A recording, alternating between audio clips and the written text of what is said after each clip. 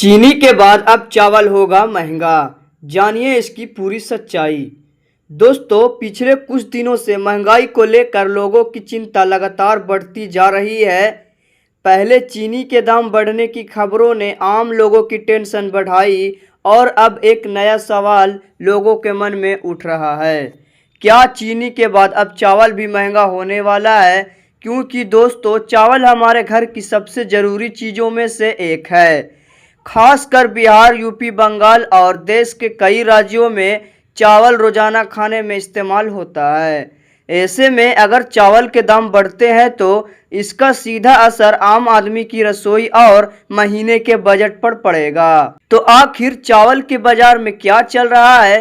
क्या अभी से चावल महंगा हो गया है और आने वाले दिनों में इसके दाम और बढ़ सकते हैं या नहीं? चलिए आपको पूरी बात बिल्कुल आसान भाषा में समझाते हैं। तो दोस्तों, सबसे पहले आपको बता दें कि अभी पूरे देश में चावल की कीमत एक जैसी नहीं है। अलग अलग राज्यों, शहरों और चावल की किस्मों के हिसाब से रेट अलग अलग है। लेकिन सरकार के उपभोक्ता मामलों के विभाग के आंकड़ों के अनुसार 21 अगस्त 2026 को चावल की अखिल भारतीय औसत खुदरा कीमत लगभग 45 रुपये 56 पैसे प्रति किलो दर्ज की गई है। एक महीने पहले यही औसत कीमत लगभग 44 रुपये 68 पैसे प्रति किलो थी, यानी औसत कीमत में बढ़ोतरी देखने को मिली है। अब दोस्तों, इसका मतलब यह नहीं है कि कल से हर दुकान पर चावल 10 या 20 रुपये किलो महंगा हो जाएगा, लेकिन यह जरूरी कहा जा सकता है कि चावल की कीमतों में तेजी की चिंता बढ़ रही है। कुछ बाजारों से ऐसी खबरें भी सामने आई है जहां अलग अलग किस्म के चावल के दाम बढ़े हैं। उदाहरण के तौर पर कुछ जगहों पर मंसूरी और बासमती जैसे किस्मों की कीमतों में बढ़ोतरी की खबर आई है। अब सवाल है कि आखिर चावल महंगा क्यों हो सकता है? दोस्तों, इसके पीछे कई कारण हो सकते हैं। पहला कारण मांग और सप्लाई। अगर बाजार में चावल की मांग बढ़ती है और सप्लाई कम होती है तो कीमत बढ़ने लगती है। दूसरा कारण है मौसम और फसल। अगर बारिश, बाढ़, सूखा या किसी दूसरी वजह से धान की फसल पर असर पड़ता है तो आने वाले समय में चावल की उपलब्धता और कीमत दोनों में प्रभावित हो सकती है। तीसरा कारण है जमाखोरी और बाजार की स्थिति। जब व्यापारी ज़्यादा स्टॉक रोक कर रखते हैं और बाजार में सप्लाई कम होती है तो कीमतों पर दबाव पड़ सकता है। और दोस्तों, हाल के दिनों में एथेनॉल उत्पादन और खाद्य वस्तुओं की कीमतों को लेकर भी चर्चा तेज हुई है। कुछ रिपोर्टों में यह सवाल उठाया गया है कि खाद्य उत्पादन और ईंधन के लिए इस्तेमाल होने वाले संसाधनों के बीच संतुलन का कीमतों पर क्या असर पड़ सकता है। लेकिन दोस्तों, यहाँ सबसे ज़रूरी बात ध्यान से समझिए।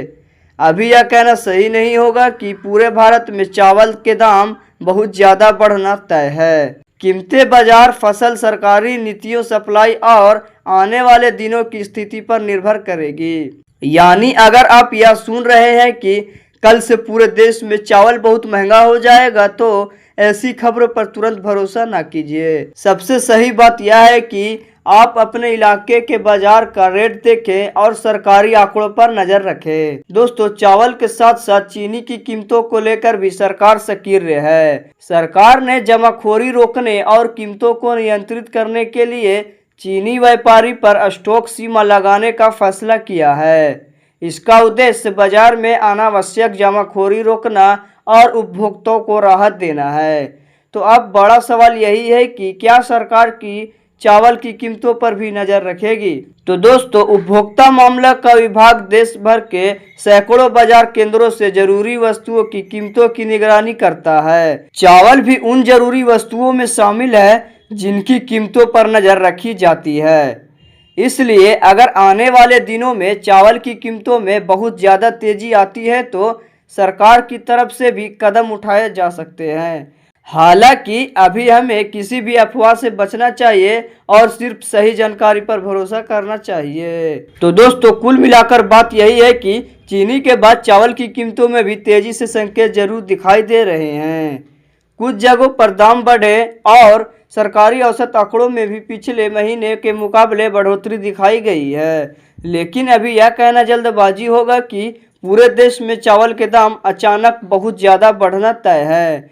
आने वाले दिनों में बाजार की स्थिति, फसल सप्लाई और सरकार के फैसलों पर सबकी नज़र रहेगी। तो दोस्तों, अगर आपको इलाके में भी चावल के दाम बढ़ गए हैं तो हमें कमेंट करके ज़रूर बताइए। आपके यहाँ चावल कितने रुपए किलो मिल रहे हैं? और अगर आपको यह जानकारी अच्छी लगी तो वीडियो को लाइक एंड सब्सक्राइब जरूर करें। मिलते हैं अगली नेक्स्ट वीडियो में।